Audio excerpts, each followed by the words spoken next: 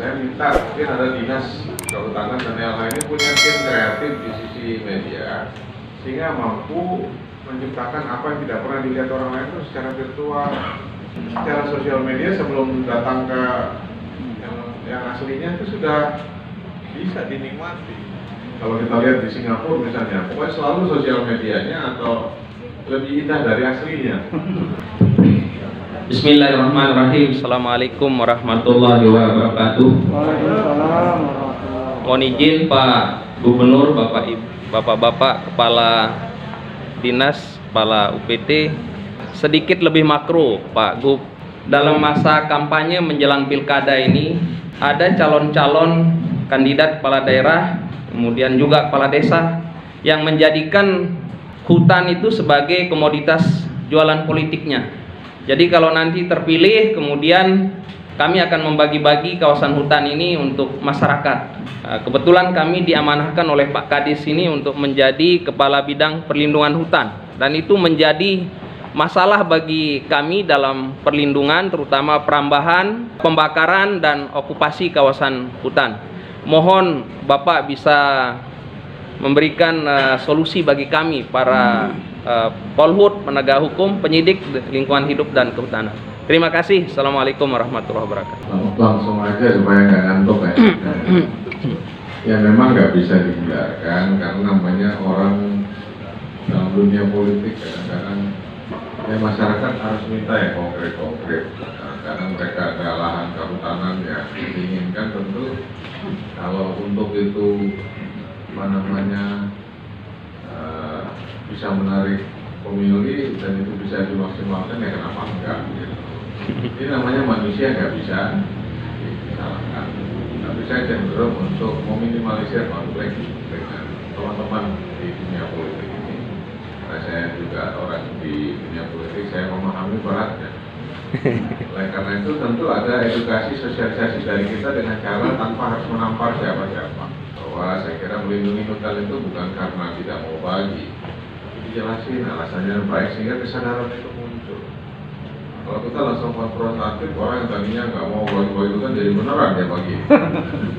Tapi kalau cara ini bukan punya kita, ini punya kita semua.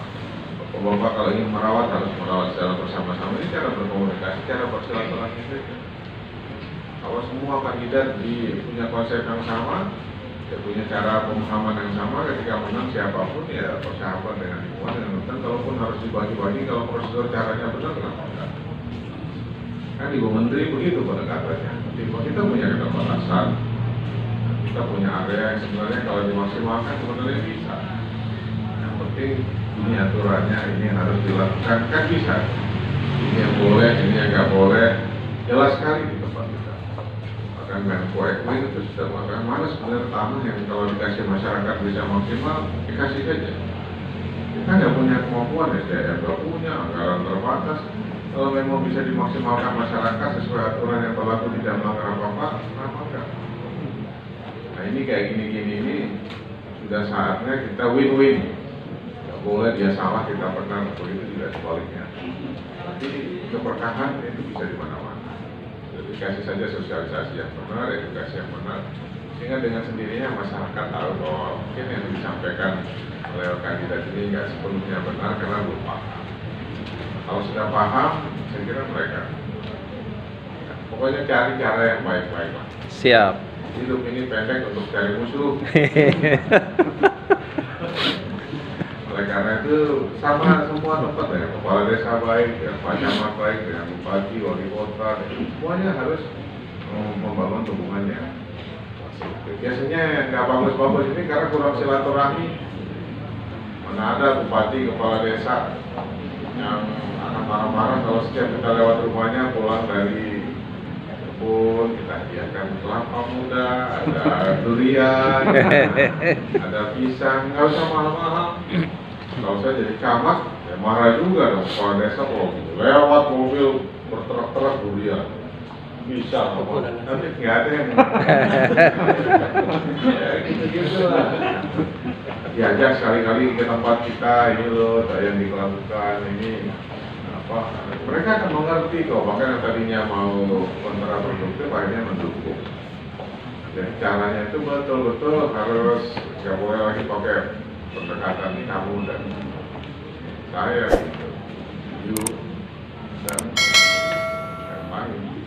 Tapi betul-betul semua kita, cuma cara pengertian yang beda aja yang bikin. Itu yang dibutuhkan ke lapangan itu ada itu silaturahmi itu.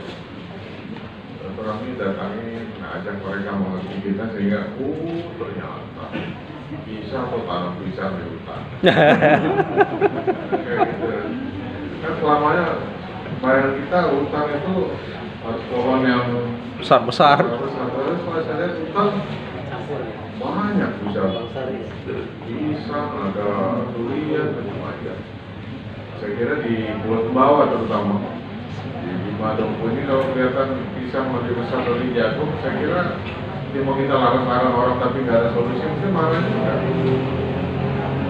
Oh kalau Bapak ini banjir gitu kan, ya nggak apa-apa katanya. Mungkin kalau kita mati sekarang, banjir belum tentu mati gitu.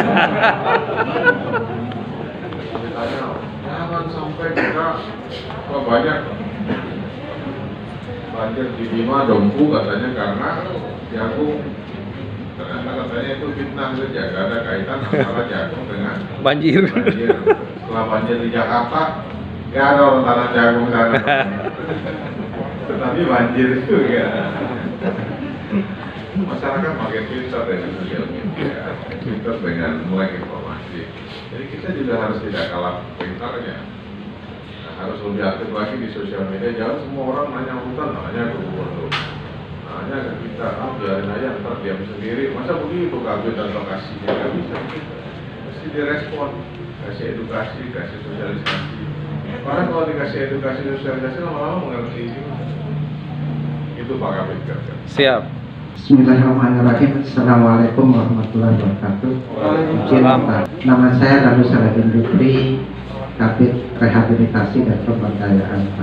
Yang pertama, tadi Pak Gubernur sudah menyampaikan, bahkan Pak Kadis juga menyampaikan tentang luas lahan kritis dan NTB hijau.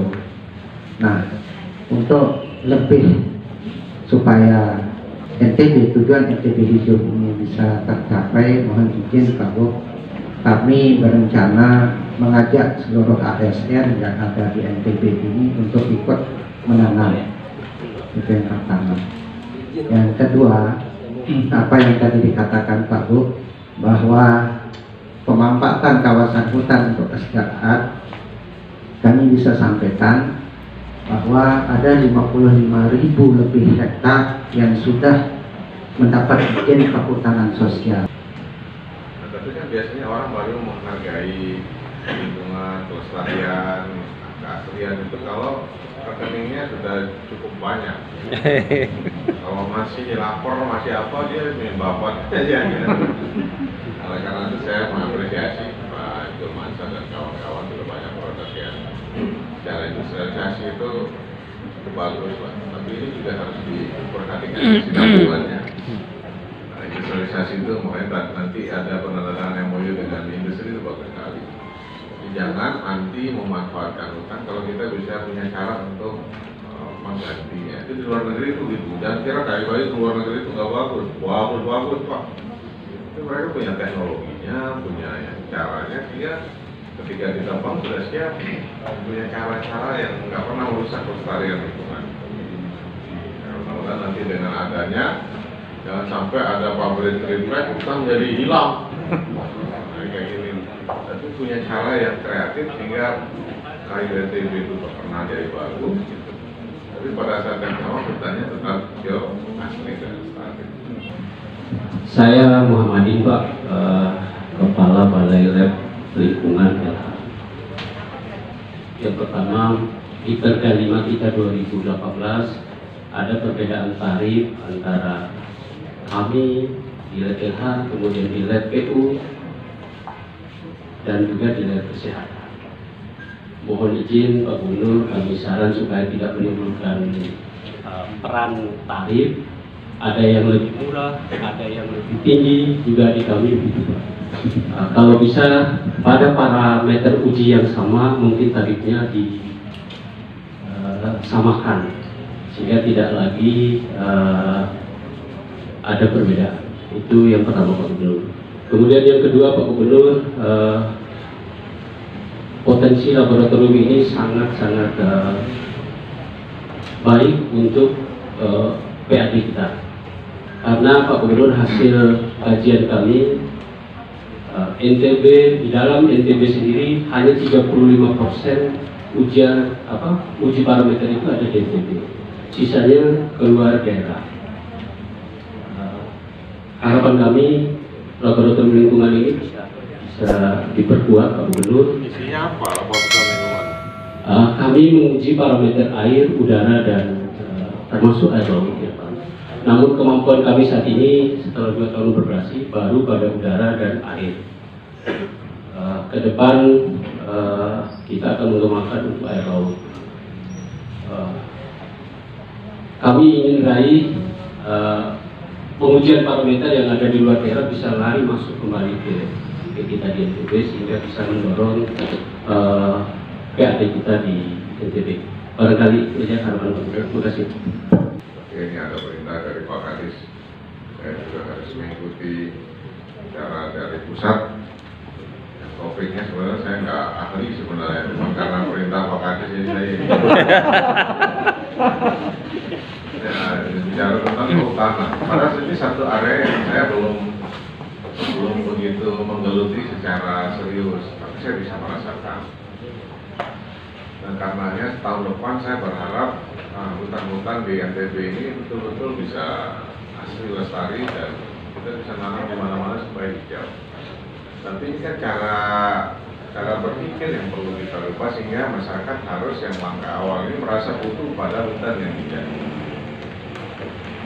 Kalau bapak-bapak pernah ke Batu Lantai, pernah ke Semokat, pernah jalan terus ke sana itu betul jadi lain melihat kayu ratusan meter menjulang besar-besar gitu. Kan ini bisa dikasih narasi didramatisir sehingga orang ada rasa penasaran untuk melihat. Nah, zaman sekarang kan orang capek kalau harus ke sana. Nah, saya minta mungkin ada dinas kehutanan dan LH ini punya tim kreatif di sisi media sehingga mampu menciptakan apa yang tidak pernah dilihat orang lain itu secara virtual. Hutan Batu Lantai misalnya menceritakan pohonnya, keindahan, eksotismenya, sehingga orang tertarik, masya Allah, begini caranya. Kita harus bikin kayak gini di kampung kita. Bagaimana caranya? Ada teknologi yang bisa mempercepat pohon tinggi. Sekarang bukan hal yang aneh, atau tempat yang abang punya itu bagaimana indahnya kalau kita datang ke sana. Orang itu sekarang apalagi setelah corona ini mulai ingin merindukan hutan, merindukan alam yang hijau. Nah ini secara sosial media sebelum datang ke yang aslinya itu sudah bisa dinikmati. Kalau kita lihat di Singapura misalnya, pokoknya selalu sosial medianya atau lebih indah dari aslinya. Hebat betul. Dan orang seneng gitu. Jadi ada kebutuhan. Kalau ini betul-betul kayak kemarin kita ke Kelambu, apa namanya? Benang Kelambu. Siapa mau datang ke sana kalau jalannya lubang-lubang? Wih nih jalan. Siapa mau datang turis mau datang kalau begitu caranya? Tapi kalau diperbaiki jalannya, ada jogging track yang sehat. Kalau turun ke bawah gitu kan, mertua saya langsung bilang, wah nggak mungkin saya bisa turun tapi nggak mungkin bisa. Kan mesti ada cara supaya orang tua yang merindukan gitu-gitu kan bisa menikmati gitu, entah pakai turunan kayu kayak apa. Sebenarnya yang penting otak kita dimaksimalkan, pasti ada cara. Entah pakai tali sederhana, entah apa caranya, kan setiap 1 meter di teknologi itu nggak susah-susah kok. Sekarang coba cuci tangan di era corona ini, tentu ada bisa bikin dengan diinjak saja, bisa orang kita hanya otaknya aja nggak pernah dimaksimalkan. Saya aja yang ya masih lumayan sehat lah, naiknya tuh lumayan berat juga. Benang Kelambu. Usia 70-an, padahal mereka merindukan begitu. Akhirnya banyak orang sakit harus digotong-gotong. Saya kira banyak orang tua akan sembuh kalau dia bisa menikmati air terjun, melihat bedanya hutan, nah kayak gitu-gitu. Jadi bikin mudah dan memang harus oleh sosial media itu penuh sampai Desember ini eksotisme hutan-hutan kita, tempat-tempat. Nah, gimana kalau orang mau datang ke Batu Lantai yang menyaksikan hutan besar-besar, kalau jalan ke sana susah. Bikin jogging track ya, yang bagus ya, supaya bisa menghargai itu. Jadi gampang dikampanyekan di tempat yang lain kalau hutannya ada contohnya. Nah kayak gitu-gitu. Nah, banyak yang bisa jago-jago, tinggal dimaksimalkan. Karena di medsos itu ya ala kadarnya karena diminta Pak Gub, taruh lagi. Jadi nggak ada semangat dari dalam. Nah, jadi betul-betul lahir dari kecintaan kita mendistribusikan virus tentang indahnya hutan kita dan bagaimana berbisnis memanfaatkan karbon juga banyak loh. Sebab jadi lab-lab ini juga kalau ada tarif-tarif yang apa namanya nggak sama apa jangan ini bikin diskon aja gede-gede. Pokoknya semua yang diperiksa di lab abang itu selamat sampai akhirat. Butuh kreativitas zaman sekarang. Dan orang nggak bisa dipaksa-paksa. Harus tarif begini, cari cara lain. Dari soil. Saya kira terima kasih Pak Kadis. Bapak Ibu hadirin yang kami hormati, acara selanjutnya yaitu penandatanganan nota kesepahaman. Untuk yang pertama, penandatanganan nota kesepahaman kerjasama bersama dalam mewujudkan kemajuan ekonomi dengan menggerakkan sektor ekonomi berbasis masyarakat pada areal perhutanan sosial, khususnya untuk komoditi pakan ternak, hidroponik dan produk turunannya di wilayah Balai KTH dalam Pastura. Kami persilakan menempati tempat yang telah ditetapkan. Pihak pertama, Kepala Balai Kesatuan Pengembangan Hutan Dalaman Pastura, Bapak Burhan SDMN, dan Direktur PT Sahabat Usaha Rakyat, Bapak Widya Wicaksana. Mohon menyaksikan Kepala Dinas LHK Provinsi Nusa Tenggara Barat, Bapak Insinyur Madani Makarim USDR MSI.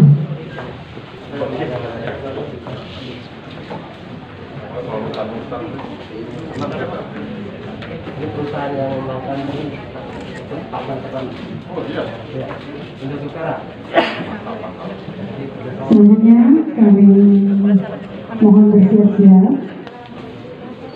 Kepala Balai Pahungan Desa Ibu Nisa Misirah Samad SUMSI dan Ketua KTH Selendang Rijal. Ketua KTH Selendang Rijal. Kapan dikasih?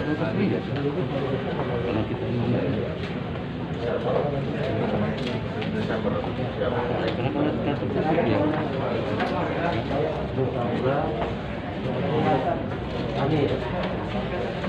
Merupakan bersiap-siap Direktur PT Sahabat Usaha Rakyat, Bapak Widya Wicaksana.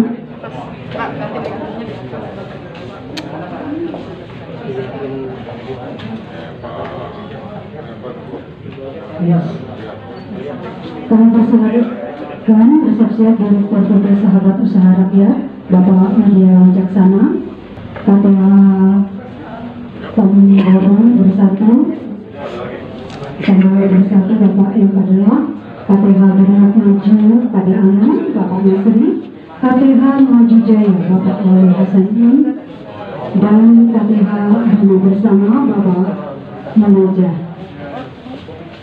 Kami persilakan untuk menuju meja penandatanganan.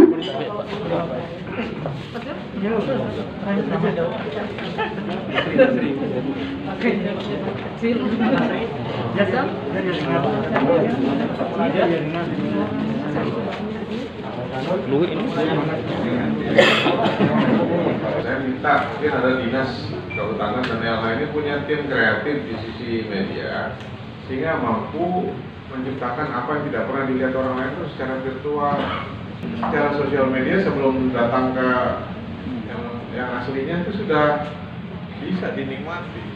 Kalau kita lihat di Singapura misalnya, pokoknya selalu sosial medianya atau lebih indah dari aslinya. Lupa subscribe channel YouTube AD